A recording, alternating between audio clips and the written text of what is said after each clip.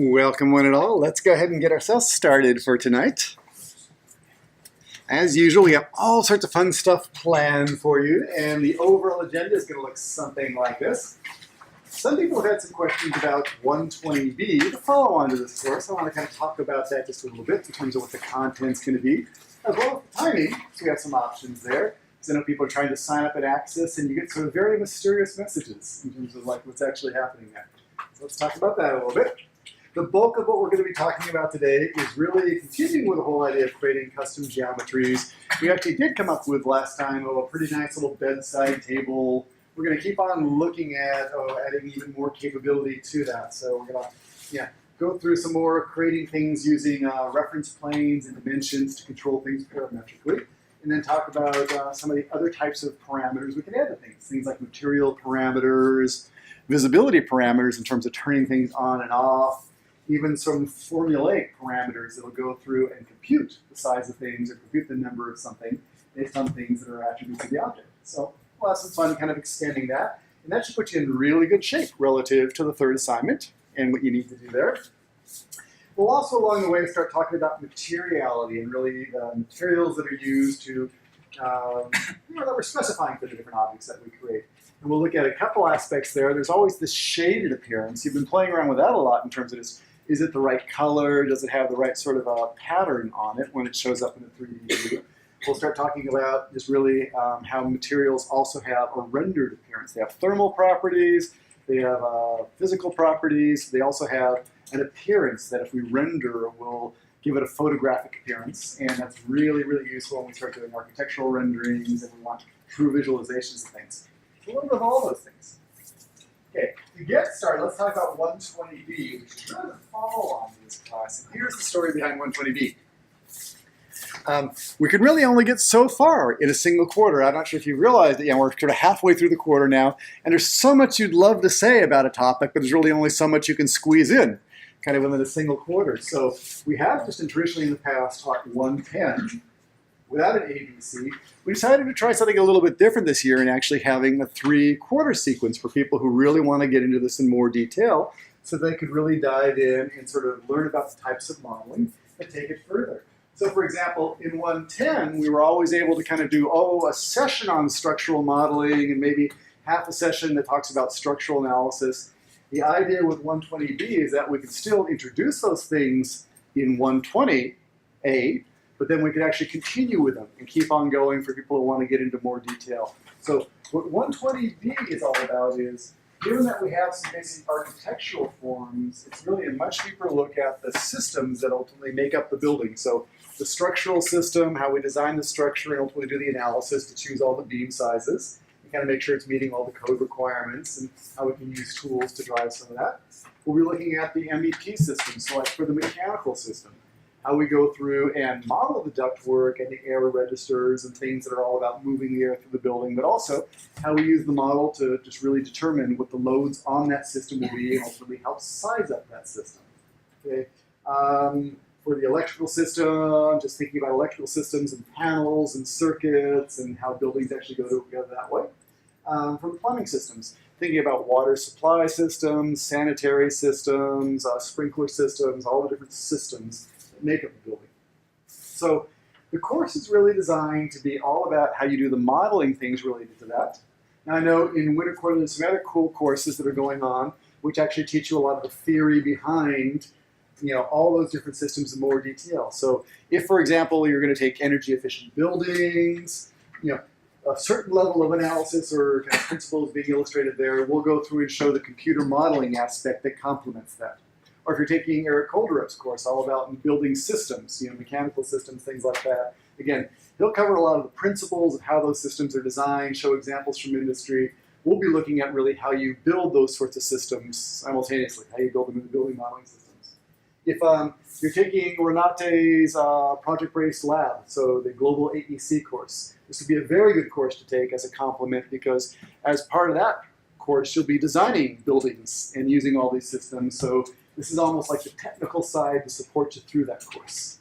Okay, so in terms of how it's going to be offered, it'll be, again, like 2, 3, or 4 units, so people can sort of choose the depth that they want to get into for some of those things. For the time, we're actually trying to just really find the best time. So Lottie and Raj are going to send out a doodle poll so people can sort of vote on times relative to other classes they're taking. We can do a single time or multiple times again, just depending upon what people want. And the class will all be recorded again. So if you can't take it at the time, the prescribed time, but you just want the content, you'll be able to do it that way.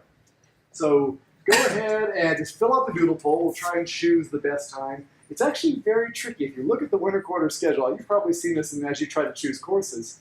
You try to get everything in there, and courses have these weird overlaps where there's certain times of the day when there's 3 courses you want to take that are all exactly the same time. Well, winter quarter is pretty full. They've really kind of spread it out all over the place. So it'll be a little challenge for us to try to figure out the right time. A leading time that always seems to work is around this time. This kind of middle of the or early evening. It's kind of the doldrums between the other classes. So, there'll probably be one session offered this time, but we'll try and figure out the best time for everybody. So, any questions in general about that course? It's really just, it is the natural follow-on to this if you want to get into more detail. So if you're having fun with this stuff, and you want to go just a little more about how buildings function, learn about the building systems engineering, okay, it's the next logical place to go. So, any general questions? Okay, so if you can, just go ahead and respond to the doodle poll, kind of get that information so Raj and Lottie and I can kind of figure out what the best timing will be for the course. Also, if you're going to take the course, just go ahead and sign yourself up in Access. It'll tell you like time to be announced or something like that. But just put it, get yourself signed in so we have a sense of just how many people are likely to take the course. That'd be fantastic. It just helps with our planning. And again, no commitment. Things happen. We won't take it personally. Okay, so that's 120B, 220B. Okay, next up, we want to start talking or continue talking about the whole idea of custom geometries and how we start playing around with them. And we'll look at it from 2 angles again. We'll look at the angle of kind of pulling apart some existing geometry and understanding how it's built and how we can modify that, and then creating our own parametric components, again adding a little more depth to the whole story. So if you want to follow along, I'm going to pop myself over to Revit, and we're just going to try opening up some different pieces. Okay. To start with, I wanted to just take a look at this whole issue of just opening up an existing family. And the one that I played around with this morning that I thought was actually pretty cool was just the base cabinet family. I think a lot of you have probably used it. Let me go out to Revit. I'm going to go to the libraries. I'm just going to open in the Revit 2014 library. Oh, let me answer this while we're here, just a minute.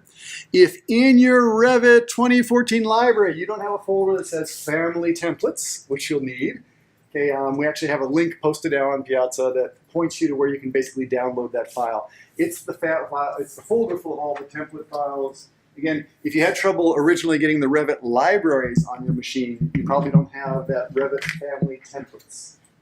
Okay, so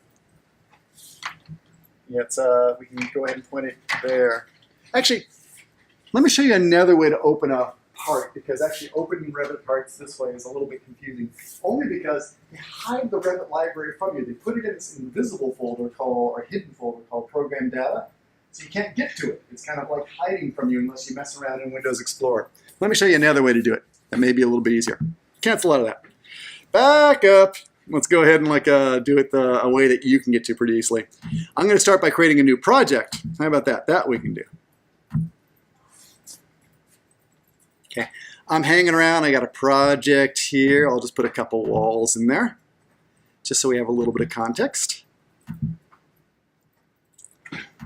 I'm going to pull in a library part. So what I'm going to do is go to Insert and say, let's let go. Okay. If I load a family, okay, which is sort of the way we often get things, I'll just choose under the Insert menu, Load a Family. I'll go out to Casework. And let me just find that base cabinet that has, double doors and 2 drawers. Let's see if we can sort of bring that into our project. Say OK to that.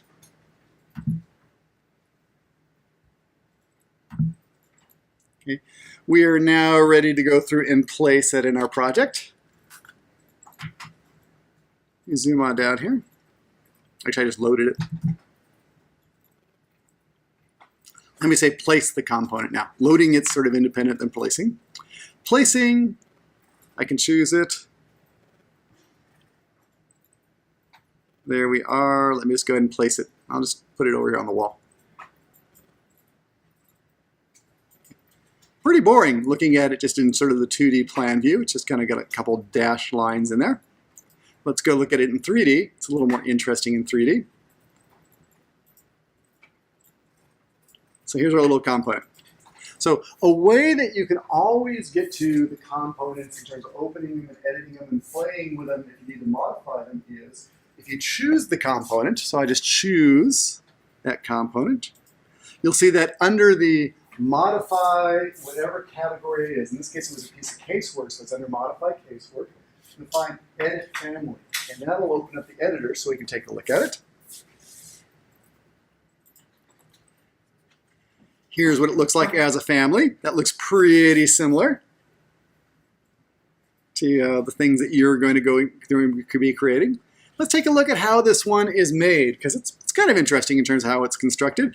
Everyone has their own strategy about how to go through and create these. It doesn't really matter which strategy you use, as long as it stretches and does the things that you want it to do. So I was actually a little surprised on this one. Like the base over here, the toe kick, okay, you can see that's an extrusion. And I sort of imagine that as being an extrusion. Kind of comes up. Let me just pan that around a little so you can see it better. I'll edit the extrusion. You can see it's just laid out as a rectangle on the floor. It's going to be pulled up from there.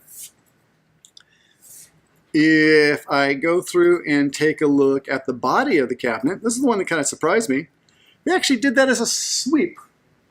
And as long as you create the form, it doesn't really matter whether I do this as an extrusion from the bottom or if I sweep a profile around the outer boundary. The same thing happens either way. You're just creating form. So let's take a look at just how the sweep is defined just so you get a sense. I'm going to orbit that just a hair so you get a better sense. So they just have this rectangular profile like the thickness of the side walls of the cabinet, and they're sweeping it around like the outer edge. Okay, interesting. I don't think I would have done it that way, but that's how they chose to do it. Yeah, that's okay. Lots of ways to do these things. There's no one right way. In terms of these drawer faces, I think most of you have a pretty good sense of how those are made. Those are an extrusion. Now, as they're extruded, let's kind of watch out for this. Often we're extruding things based off the work plane being the floor level. These are extruded, but they're sort of off of a different place. They're actually off of a vertical surface, so we can extrude that way. And we want to go through and extrude off a vertical surface as opposed to off the floor plane. There's a different work plane. And even if I pull that out a little bit, let me see if I can expose to you what that is. Okay, there's some reference plane called the front of the object. That's the work plane that those lines were drawn on. Okay, and they're extruded forward about ½ an inch.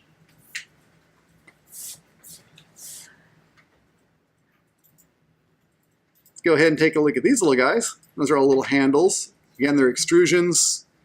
Okay, they're also extruded off the front reference plane, but starting at ½ inch to 1 inch, so going ½ inch further out still. So that's how this piece of geometry got made. But let's talk about how we can adapt it now. Because here's the deal. A lot of times you'll be out on Revit City, you'll pull things out of the library, you'll find things that are so close to what you want, and they're a little bit off. Okay. And rather than going ahead and throwing out the baby and the bathwater and recreating everything from scratch, why not just start with the one you already have and see if you can adapt it and make it what you want? There's no virtue in going ahead and starting from scratch. Just got to be very practical and kind of create what you want. So, for example, I want a cabinet that doesn't have handles. Okay? No, it's so close. How hard is it going to be for me to get rid of those handles? I could come on over, grab those handles, one backspace, and I no longer have handles. Okay, and then I can save that away as one that no longer has handles. Okay, so you can do things like that. I'm going to undo that, put them back in there for a second, because I'm going to show you a more powerful way to get rid of them. Because we can start thinking about things being explicitly one state or another, or we can actually start giving parametric control to allow you to determine whether or not those handles should be there. So for example, if I want to have one cabinet family which is with handles and another cabinet family without handles, super. But, you know, it's kind of not a bad family if the only difference is handles or not, and I want to be able to be smart about this and have anything I do to one be reflected in the other version. I might instead just say, you know, those handles would be really great if they just have like a switch. I could turn them on and turn them off. And you can. That's actually one of the types of parameters that's available. So we're going to talk about different types of parameters that are available. One type, the one that we use most often, is dimension parameters, just kind of reshaping things, the height, the weight, the width, the depth, things like that. If I go through and choose those handles, you'll actually see there is a parameter for controlling visibility. Okay, and that's how a lot of objects work. You can sort of have things that turn on and turn off in different ways. So if I don't want those handles to be visible, but I want to keep them hanging around, I can just turn that off. Watch what happens. It's hard to see there. They kind of get grayed out. Let me see if I can sort of make that any easier to see. They're just kind of grayed out there. They're fuzzed. Yeah, they're still there. They hang around. They won't show up in the finished model when we put them in the project. But I can control whether it is visible or not visible. Okay, so we have basically a slot, and what we really need now is just some way to go through and associate a parameter with that that will let us say yes or no. Okay, so here's how we do that. For any of these different dimensions, if we want to go through and associate a parameter, what we can do is there's actually a little box right to the left of the parameter value, which basically says, I want to go through, or to the right, excuse me, that says, I want to go through and make that parameter available in the type dialog. So here's how it works. On this visible, I could click on this, and I'm going to add a parameter. It knows that it's going to be a yes-no type of parameter, okay, because that's what this field would take. It's a yes or no answer. And if I want to add a parameter, I'll just say add a parameter. And I'll say, let's just show the handles. Okay, it's going to be a yes-no parameter. That's okay. Now here's a choice we're going to have to make about all our parameters. Is this parameter a type parameter or an instance parameter? Let's talk about that. Okay. Type parameters, those are the ones where for every new shape or size or feature, we have to duplicate and create a new type, give it a name. Okay, so very often what happens is furniture sizes I often do with types, because if I just think about how I'm going to work with them, you know, I don't really need a table that's 4'1.5" by 2'3 3/4. I probably am going to order from a catalog. I'll have a 4x2 table, I might have a 4x3 table, a 4x4 table. When there are discrete sizes, like 5 or 6 discrete sizes that you can articulate, okay, that's probably a type parameter, because it really is, it's more of a menu choice than typing in a specific value. Okay. Instance parameters give you the ability to change everything on an instance by instance basis. So this table might have a different material than this table over here, and it might have a different material than this one over here. It really just depends on, is it going to change object by object, or do you want to change entire families of objects at the same time? And so you think about different ways to do that. Often I let sizes be type parameters and materials be instance parameters. But there's no hard and fast rule about that.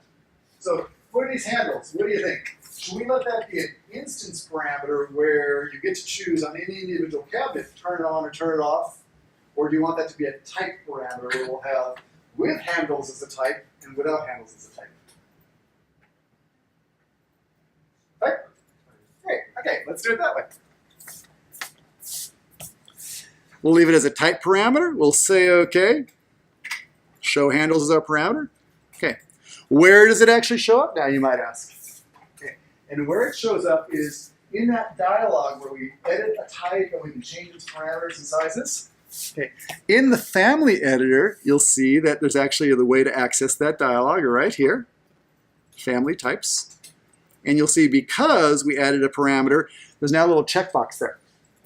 So 436 inches, okay, without handles, because the show handles box is turned off right now. Let me rename that. I'm going to call it 36 inches, no handles, or handleless, or something like that. Super.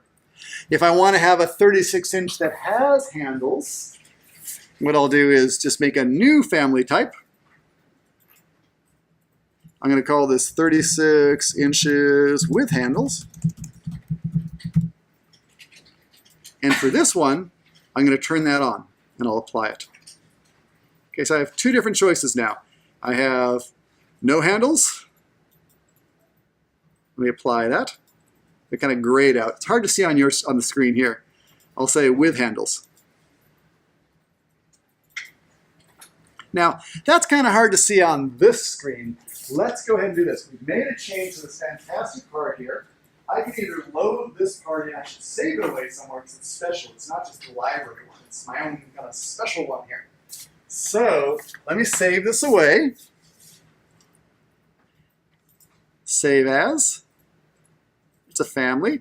And I'll put it somewhere. I'm going to put it out in kind of our little shared folder.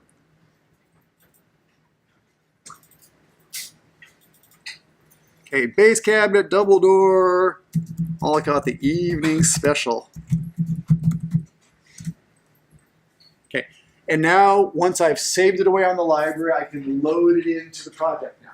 Okay, so to load it into the project, I could just go back to the project and do the load a family, bring it in that way. Or I can actually just do this little shortcut button. It just saves you the step. You can say load it into the family. It'll bring it on in there. So let's choose load the family. Load into project. Okay, and we'll take a look at it. So I have two of them. Let's put them side by side. Take a look. So I have this one. This one is the regular one, the base cabinet, double door, two door, nothing about the evening special. Okay. This guy over here is the evening special. Okay. Now the evening special is kind of cool because the evening special has the ability to switch between handles or no handles. Okay, so we just made a very basic little change, but a nice little change to it. That's not too bad. Okay, so things we can do to our parts. One is we can start controlling the visibility of things. We can also start reshaping them a little bit. Let me show you how that works. Because in the morning class, what we did was this. We took this cabinet, we said, you know, these big old flat doors are kind of okay, but what if I actually want to put a piece of glass in that door? Or something that, you know, just changed it up a little bit. I can put some funny swirly pattern, a lot of things I can do to that door to make it a little bit different. So again, we can think about, I could have a whole different family that has glass doors, or I could actually make that a parameter. I can go through and decide, you know, how I want that to happen. So let's go ahead back over to the base cabinet and see if we can kind of keep on messing with this. Now, I'm going to keep on working with this one that has the handles on or off, because I might want handles on or off on my glass cabinets too. And if I want to put a piece of glass in there, let's think about how we might approach this. I'm probably going to take this extrusion here on the front and cut a hole in it, because I want to have a hole that the glass can fit into. So it's going to start by just editing the extrusion. So this extrusion is drawn on the front plane. If I just draw right here, it's going to be on that same plane because extrusions are only in a single plane. Okay, so it's going to figure that one out as we go. If I want to put some sort of a frame in here, I can. I'll put another one next door here.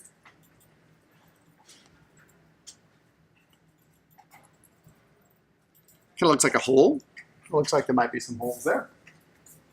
Now, this actually sort of surprised me. I just drew them as far as the extrusion. Turned out it was actually pretty smart about how I responded to this. If I'm really good, I'm going to go back and control the width of where all those lines are by putting some dimensions in so that this is always 4 inches away and that's always 4 inches away. I'll do that. But it turned out, at least this morning, we'll see how our luck goes today, it was pretty smart as I resized this object to do the right thing. I was quite surprised by that. Let me show you what I have in mind. So I'm going to finish editing the extrusion. Got some sort of nice hole there. See if I can shade that.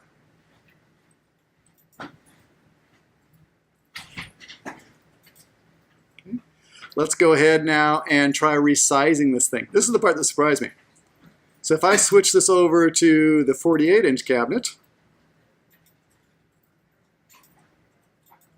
didn't do too bad. I was kind of surprised about that. I think it actually got smarter in the way it's released. It used to be not so smart about doing that. But it seems like it does understand there is some sort of relationship between the outer boundary and the inner boundary. And it did pretty good. Now, this might just be luck on our part. So I would go through and actually put the dimensions back in there to lock it in, the specific thing, if I'm really being good about it. But yeah, it wasn't too bad as a starting point. Okay. Let's try this. What if we actually want to put a piece of glass in there? Okay, right now we got a hole, and we don't have any glass. Although, it's not exactly right because you know, this hole is basically right on top of the front face of the cabinet. We don't have a hole in this thing, so that's why it looks like it's still relatively flat. But let's go ahead and put a piece of glass in there. So, any ideas about how we might put a piece of glass? What if I want to put a piece of glass right in here? How might I do that? Any old guesses? I'll take anything. We can do it a lot of different ways. How would you put a piece of glass in that way? Sure. Yeah, let's extrude it. That sounds like a good plan. How about this? I'm going to go to, the front view, just because I think it'll be a little bit easier to draw that. You can actually start to see a lot about how this cabinet's actually defined in the front view. You can see where some of the parameters are that are driving the green reference planes that are controlling how all the geometry is working together. In fact, let me just look at that from the floor plan view, just to kind of give you the sense of that, because this is kind of what we did last time. Yeah, it was basically that we have a lot of green lines indicating the overall width, the overall depth, and the key was to go ahead and associate these parameters, these named values that then would show up inside the type value. So we can go through and change those. So in the plan view, you're seeing there's those. There's also this equality constraint. That was all about just trying to keep it in the center. So the placement point was still always in the center. It wasn't growing to one side or another. So this looks somewhat familiar. We'll keep playing with this. But let me go to that front view, and we'll put some glass in here. So, okay, we're going to go through and create an extrusion. Now, it wants to know what plane we want to put the extrusion on. Let's talk about that.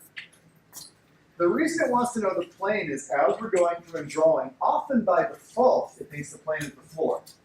Okay. And we really couldn't draw in the floor plane because we're oblique to it right now. It's not really a very good angle. So it's waiting for us to pick a plane. I'm going to pick a named one, which is the front plane. That's where they actually drew the face. Just so you know where the front plane is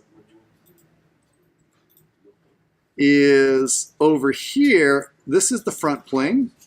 I can tell it's the front plane because if I choose that, it has a little name on it right there. So that's the plane I'm going to draw on. We'll say, great, I'm going to create that extrusion. I'll put it on the front plane. And now we'll go ahead and draw. Now once again, just like we did sort of when we were creating our little nightstand the other day, I'm going to go through and draw some lines, but I'm not going to actually draw them to the finish line that I want them to be at, because I want to use a little aligning to really make sure they lock in there precisely so that there's never any chance that the glass edge and the edge of the extrusion are going to get out of sync with each other. So I got them here hanging around right now.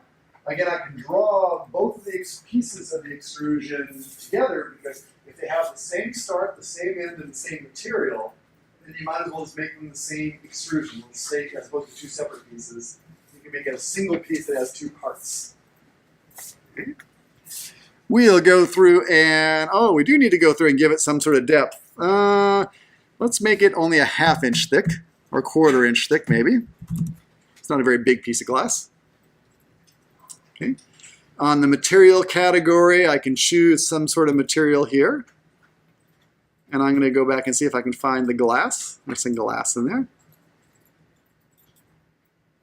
Then finally, I just want to get those boundary lines kind of aligned to the outer edges of the cabinet door, or this hole that we've cut in the cabinet door. So I'm going to go choose that one and align it and lock it.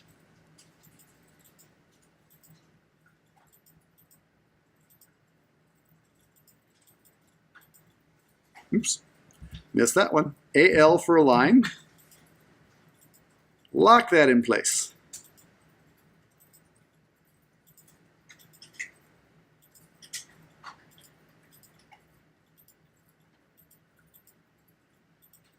Okay. When you are done with your extrusion, just hit the finish. And with any luck,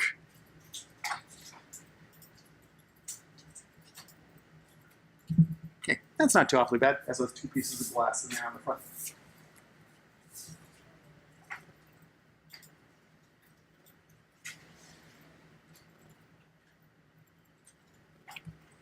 Okay, let me go ahead and load this into our project now.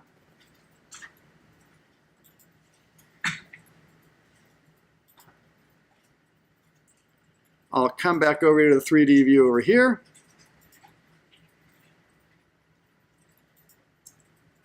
So there's that nice glass-fronted one. I could have saved that under a different name if I wanted to, so I'd have two different parts.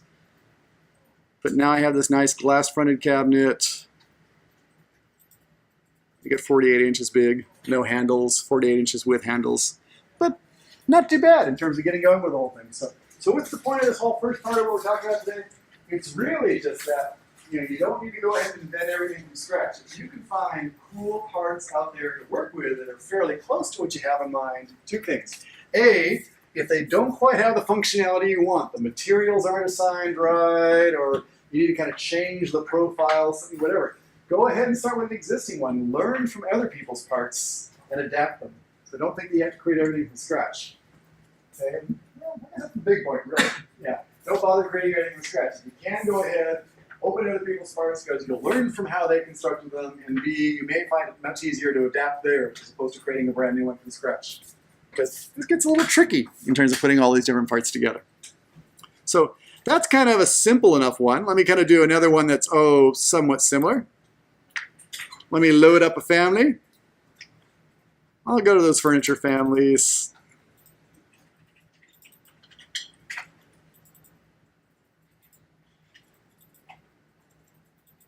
Hospital bed. That's nice. Bed standard. Let me go to the shaker bed.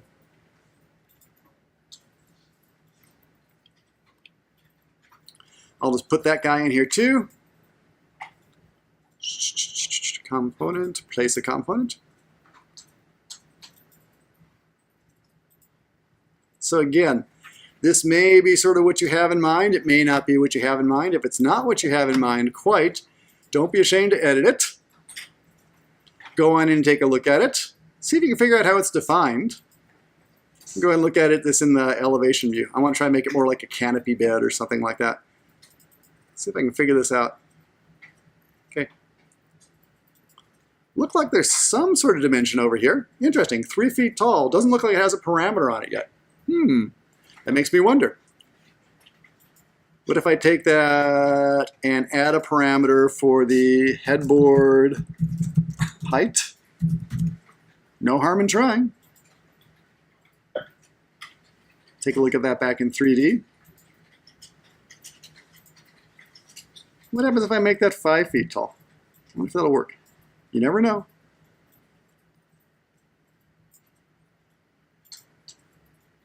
Well, not too bad. The headboard actually got pretty good.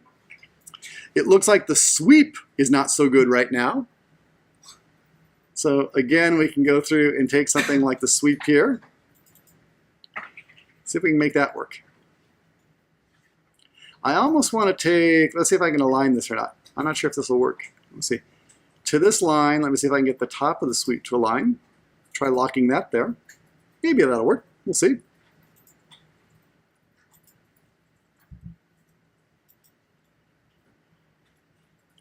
That's interesting. I'm not sure what that did. Oh, that's interesting. It's stretching the sweep. Okay, I might need to come up with a different category strategy for how to handle that sweep. Let me edit the suite. Always vertical, yada, yada, yada. That's the profile. That's the path. I got to work on that a little bit. I'm not quite sure how I'm going to do that just yet. For now, I'll just take it out. That was easy. Okay, then for this headboard here, if I don't really kind of have that in mind, I can edit the extrusion there. Sometimes you have to adjust the scale. I'm just going to make it much bigger, only so the dimensions don't look nearly so big. And again, it is just an extrusion, so if you want to go through and change things, for example, oh, I don't want these middle holes. Just as long as you follow the boundary rules.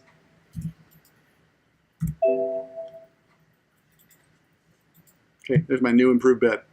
So go ahead and just don't be afraid to go through and do things like that. Add materials, add whatever you want to kind of make them whatever you need them to be. So go ahead and just start with that. Okay, that's how we start with existing, or start modifying existing ones. Again, kind of learn from them, see if you can sort of figure out how they're made and adapt them. Now, but what we did last time together was we actually created kind of a relatively simple object, this little bedside table. I'm going to show you we did something very similar to that this morning, and I'll give you the idea. What we came up with this morning was we modeled a couch, a basic little couch, kind of like the one that's in there. And I'll start with a sort of a very simple idea of a couch. The idea is we really just want to have, some sort of a cushion. And I will apologize, you're going to figure out very quickly. I have a hard time drawing in 3D. I'm not a very good 3D drawer. Okay, I'm going to put a back on the couch. It's going to look something like this.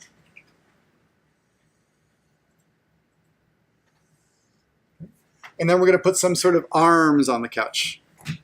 So I'm going to put some sort of arm just over here. Come on down. And another one over on the other side.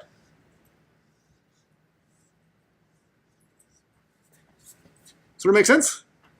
Not too bad. Okay, so let's think about this and how we're going to define this couch, because it's actually kind of an interesting thing. You should always start just by sketching things and thinking about just really how you're going to break it down into different pieces. So I might say, great, as a starting point, I'll do this thing over here as some sort of extrusion. I'll probably do this thing over here as an extrusion. I'm going to make my life really simple. I'll probably do this thing over here as an extrusion also. And the cool thing is I can even think about this and that, the two different arms, as being the same extrusion. Because again, if it's going to be the same start, the same finish, and the same material, just make your life easier. Kind of keep it all together as one. Okay, so as I'm going to go through and draw this, it's all going to start with this notion of reference lines. So let me go back over to the slides for a second. It's all going to start with, we're going to open up some sort of a template that's going to determine the family category. Then we're going to add these solids or voids. And we sort of have our plan in mind here right now about how we're going to create those. We're going to use these reference planes to figure out and add dimensions whenever possible to make it resizable. Okay. And from that point, we're going to start adding these solids and voids. So let's talk about this issue of the reference planes and how we're going to work with those. So at a high level, if we're looking at this down from the top, we sort of discovered last time it would be really good to have a reference plane here and a reference plane here. Okay, those are the outers. It'll be good to have a reference plane here and a reference plane there. Okay, so we'll go ahead and take this part and we'll call it the length of the couch. We'll take this part over here and we'll call this the depth of the couch. Make sense so far? Okay, super. For these arms, we'll probably also create a couple other reference planes. I'll probably create one right in here and right in here that are really just going to be the arm width. It'll determine how fat those arms are. And we can think about whether we want to have those a single width, we can make it 3 or 4 inches, or we can give it a parameter that would allow us to create out of the same couch. You ever seen like a really fat-armed couch where you can sit on the arm versus a very skinny-armed couch? So we can decide, it's going to be something over here. And if we want to, we could add a parameter, or not. We'll call it arm width. And this is going to control the overall body of the couch. Okay. We might also put in another reference plane over here just to control the thickness of that cushion. So we could even call that the back depth. Now, we'll also do something similar in terms of the ups and downs, in terms of the different heights that we want this thing to be, but let's start with that. That's probably easy enough to get going. So what we'll do is go back over to Revit, and I'm going to say, let us create a new family. We're going to go through and grab, and we have so many choices here. I'm going to choose the furniture family. Again, we talked a little bit last time about this whole notion of wall-based versus ceiling-based versus just different things that are based in different ways. And the only difference is if we open up, for example, an electrical fixture with no suffix on it, that'd be like a lamp or a floor lamp, something that can be anywhere in the XY space. It doesn't have to be posted anywhere. So a floor lamp, a table lamp, those are good examples of, they don't need a wall or a ceiling to host them. Ceiling-based or wall-based one, that's one more like a wall sconce. It's kind of attached to the wall. There'll be a placeholder wall, and you'll stick it on a wall. Okay? A ceiling-based one will be like these hanging pendant lights. They hang off the ceiling. A recessed can light. Anything that's sort of stuck up into the ceiling. And the way those look, it's very, very similar to the way these ones work. The ones that don't have a suffix, you just get a set of reference planes. If you have one that has a suffix for ceiling-based or wall-based, it's a little placeholder of a wall or a ceiling that would be swapped in by the real wall or ceiling, like when you actually place it in your project. But we'll just go for the kind of straightforward one, just a plain old piece of furniture for now. And when we open it, we're looking at it in the floor plan view.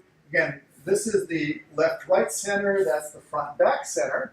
And right there in the center, that very center, that's actually the insertion point. So as you go through moving your mouse, that's kind of the part that you're hovering over. Okay, so let's go ahead and kind of just start by setting up our reference planes. So in the Create tab, or on the Create tab, we'll choose some reference planes. And I usually just start very simple. I'll just make these kind of front and back kind of lines. And I'll do my left-right lines.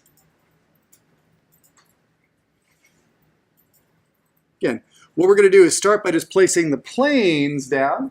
We're going to see if we can get the planes to flex and move where we want them to. And then if they're looking good, then we'll add geometry, we'll add form to it. So start by getting their planes to do it. Again, it seems a little strange to do it that way, but it makes stronger models. It's like if you can drive planes and hang the geometry off the planes, it gives you, they're a little more robust in terms of stretching and resizing. Okay, I want to put some dimensions on here. I'm going to put some dimension that's going to drive the length. I can choose a nice dimension, like an align dimension. And I'll call that the length. Again, what I'm going to do is put a dimension on, choose it. Then under label, pull on down, and we're going to add a parameter. So again, what I'm doing is just choosing the dimension I just added, and in the options bar, you'll find this little kind of pull down, which allows us to choose an existing label or add a new one. And we're going to choose to add a new one. That's going to be called the length. Again, we're going to have the choice. Is it a type parameter or an instance parameter? I'm going to let it be a type parameter because I'm going to have a bunch of 6-foot couches and a bunch of 8-foot couches. Say OK. Let's do it in the other direction too. We'll annotate. We'll kind of create this nice dimension from front to back over here. Okay, and this one, we'll go ahead and I'm going to call that the depth. You'll find people are all over the place in terms of whether you call that the width or the depth, or people have different ways of describing that. I've just decided to call that the depth. So this is looking pretty good. This is going to allow us to resize the length and resize the depth. That's part way there. I'm going to go one step further though, and that is to handle the issue that, now as I go through and resize this, I would really like everything to stay centered as opposed to kind of shifting off back and forth. So for example, The problem we might have, if you don't do this, is when I change the length of that to say 5 feet and the depth to 3 feet, you get something like that where it's no longer centered on what you thought was the center line. Okay, so how do we combat that? We actually add another constraint, another dimension to give us a constraint, where we say, let's choose here to here to here, get those 3. Because they're a string of dimensions, a single dimension is a single string, we now have the ability to make them equal. And if you choose the equal sign, so right now it says not equal, okay, that'll always keep them centered. Same thing in the other direction. Pop it out here, center it. Now, we now have some length lines that are going to stay centered. We have some depth lines that are going to stay centered. Before we go any further, let's just go and test it. Always go through and test because these things get complicated. You want to make sure you understand where things are going wrong. So let me try changing the length to 6 feet and the depth to be 3 feet. I can apply that to see if it does something good. Looks pretty good to me.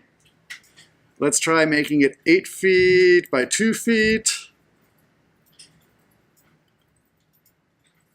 Again, looks pretty good. Not too awfully bad. That's what I call flexing the model. It's really just testing it and seeing if anything breaks. Because it's all going to start with this notion of just driving that geometry. Say okay to that. That's looking pretty good. Again, how I'm doing that is in the family editor, there's this area or this tool that brings up the family types. And that brings up like the type dialog, the same one you see in the project. Let's cancel that. Okay, any questions so far? That's feeling good. This is what we did last time. Let's go ahead. We're going to add a couple more reference planes since you're so good at this. Let's put some reference planes that go from the front to the back, and we'll create a parameter called arm width that'll control just the thickness of those two things. So again, I'll go to create, reference plane. I'll just draw some nice plane over here. And I'll draw one over here. Okay, that's just going to be the boundary of the arms. And this is kind of, again, just sort of a judgment call. We could go ahead and put the arm width as being measured in from the length, or we could put it for measured out from the length. It's really, either way. I tend to think of them as being in the total length of the couch. But again, that's just your decision as a designer. And what I'll do is annotate and put some dimensions on here. So I want to make sure those always stay some controllable distance.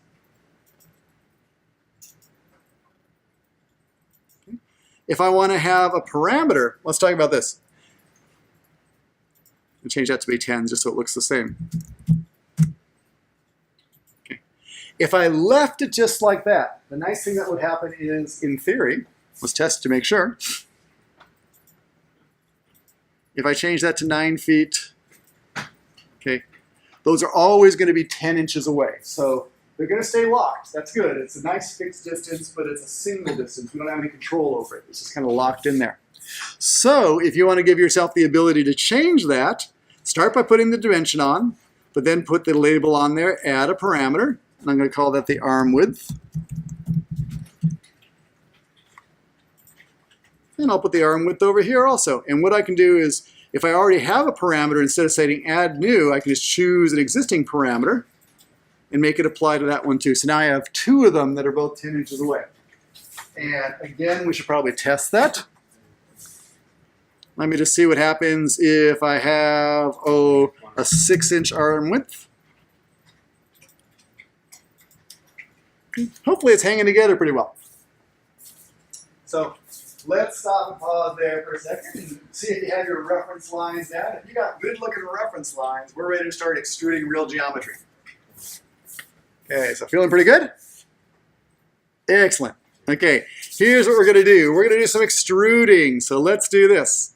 Let's go through and create, and I'll make a nice extrusion. I'll just make it a rectangular extrusion. Like this. Okay, it's going to have some start and a stop. And as I think about this, what do I want it to be? It turns out the seat height, I'm going to draw the seat first.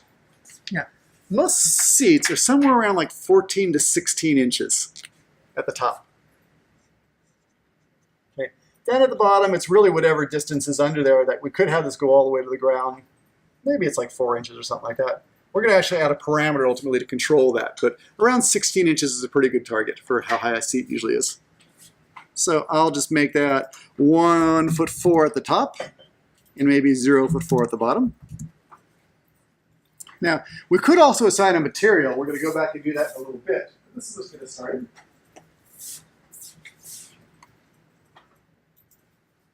Okay, I got this great looking piece of geometry in here. I don't have it locked to the reference planes yet, so I'm going to do a little aligning to make that happen. I'll say align, lock this to this, align, lock that to that.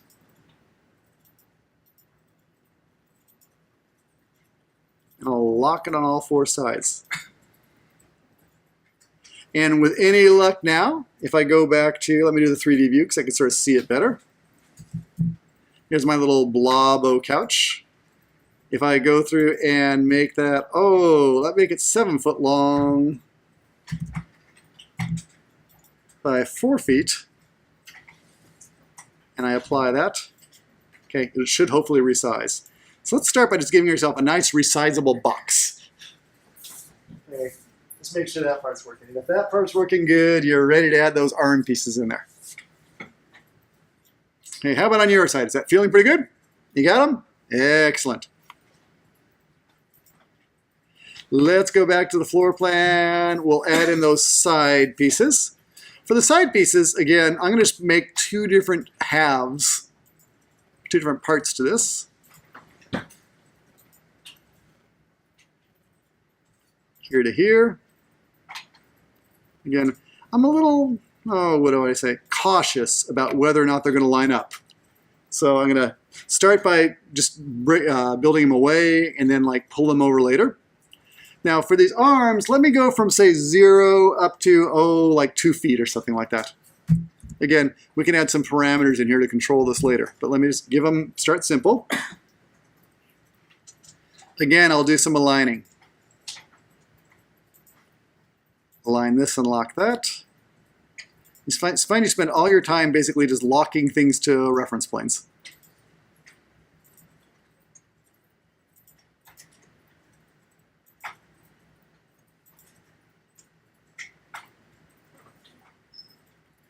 I'm zoomed out so far it's hard to get it. Okay, there it is. Now, as I'm aligning these things, I tend to actually lock to the reference planes.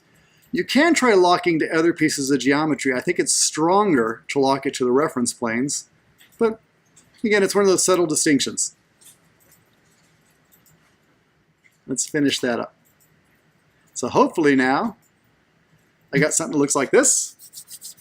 Now, at this point, it doesn't look that different from a bed. So you could go ahead and use the same part and make a bed out of it, or a day bed, or whatever it is you want to do with it. But we can go through and, let's just try stretching it. 8 feet by 3 feet.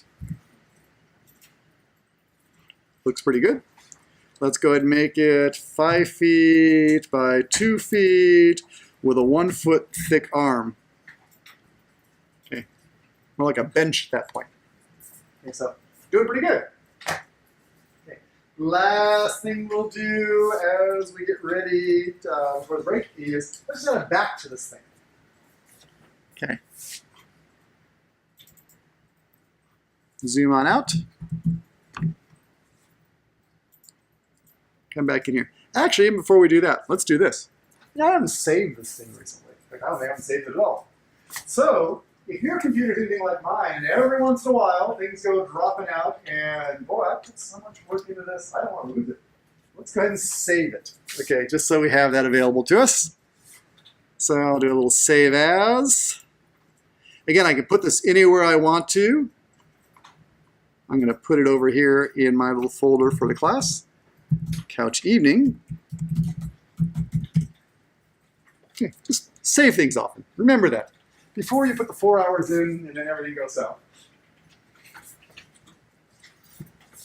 Okay, for that back of the couch, let's talk about this. This is going to be an extrusion also. And I know where I want the back of the back to be. Might want to control where the front of the back is, the front of the back cushion. Okay, I could put another reference plane in here. Let me just do that. That's how I do it. But again, I'm very, very picky about trying to give myself a lot of control. So if I want to put another dimension in that will give me control over that, I'll again put a reference plane in. Kind of right in there. And I will again put a dimension on that.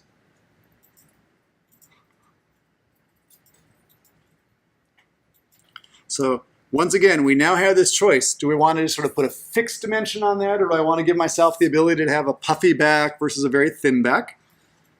And I'll just make something in there. I'm just going to call it, add a parameter to that. I'm going to call it the back cushion thickness.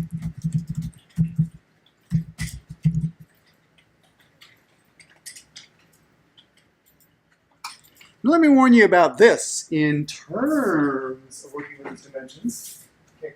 Every once in a while we add dimensions to things and we actually over-constrain something. Because you got to think about there's a hierarchy to how the overall geometry is going to be determined.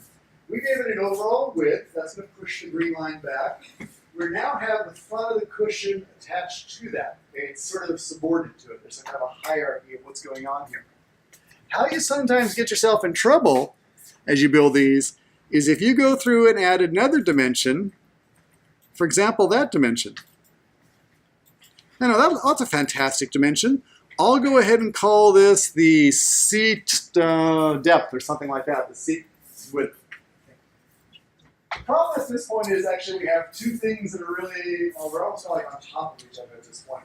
One's going to influence the other. You don't need to define both those two different things. Yeah. One's going to fall out the other side. So what we're going to say, in engineering speak, always give yourself 1 degree of freedom. Like let it float as opposed to locking everything down. Because what will happen is, yeah, you can every once in a while over-constrain something where it'll start complaining about you, hey, I can't build this because I can't make that back cushion 4 inches and at the same time use the dimension you gave it for the seat. So think about really only put as many dimensions in as you need to actually drive the geometry. So I'm going to take that one out. That would actually get me in trouble probably later on, to have it dimensioned both ways. Okay, once I've got that seat back in there, I'm going to create a nice extrusion.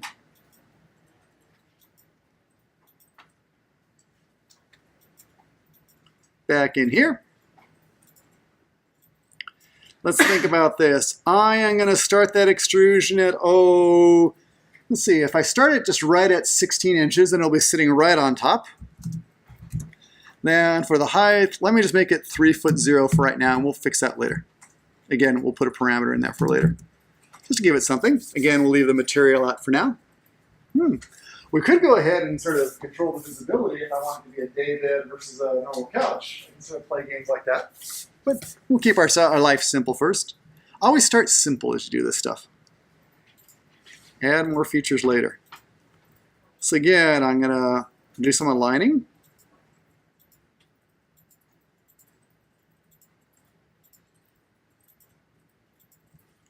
Finish that up. Let's take a look at it. Not too bad. Actually, this thing might not be a bad seat as well as being a couch. It could be a love seat, it could be a couch, it could be all sorts of different things. Okay, now we got this fantastic little part out of here that's actually not looking too bad in the scheme of things. We might want to actually start saving away from different families that have different standard types. And we can show you how you do that. That's usually the next sort of step in your operation here is you create some standard sizes that you want to offer to people that they can really choose quite easily as opposed to have to edit their own. So I can go to that type dialog and say, you know, I'm going to have a couch that's, 8 feet, let's say 2'6". And it'll have skinny arms. Super. Let me create a new family type and I'll give it a name. So this is going to be my 8-foot couch with skinny arms. Okay. Next up, I might want to go through and create a new family type. I'll call it the 8-foot couch with the thin arms. Oops, thick arms.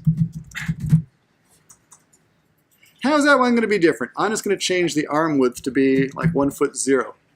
Okay. I can apply that. And now I have two. I have in the menu, I have skinny arms. I have thick arms. Okay, so I'm just creating different types. So we're just preloading with some types. When you give it to people, they can create their own types using your parameters, but you're just giving a starting point. Let me do the same sort of thing. I'm going to create a 6-foot couch with thick arms. What'll that be? I'm just going to change it so it's 6 feet here instead. And I can make another one, 6-foot couch with the skinny arms. And I'll make that 0'6" and apply that. Okay, so why did I do this? It's really just to give me the ability to really quickly pull down things in this dialog and just apply. Let me go back and change it to the 8-foot with the thick arms. Apply. Oops. 8-foot with thick arms. Just going to start changing it. So we can go through and just kind of create those different things. Let's save that away. Once we have that saved away, you can load it into your project.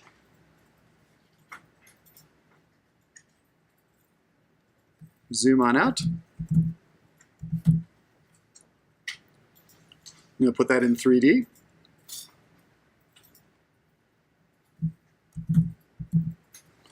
There's that one couch.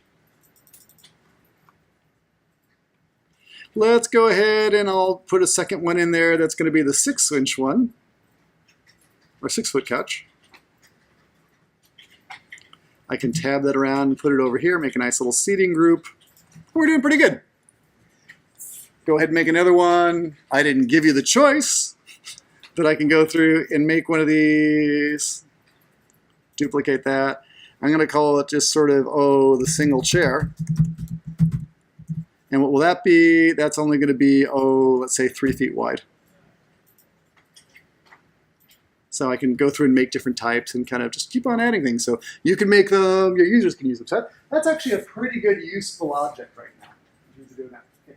Let's go do this. Let's take a break for about 5 minutes now. And when you come on back, what we will do is we're going to take that, we're going to add a little bit of control for the heights. That's real easy. We're just going to put some more reference planes and do that. But more importantly, we are going to show you how you go through and start controlling the materials of that thing and get it to be a little bit smarter so that depending on the length and the width, it can have slightly different features. Okay, so far, it's very similar to what we did last time. Hopefully it's good reinforcement, but come on back in 5 and we'll actually take this someplace where you haven't been before.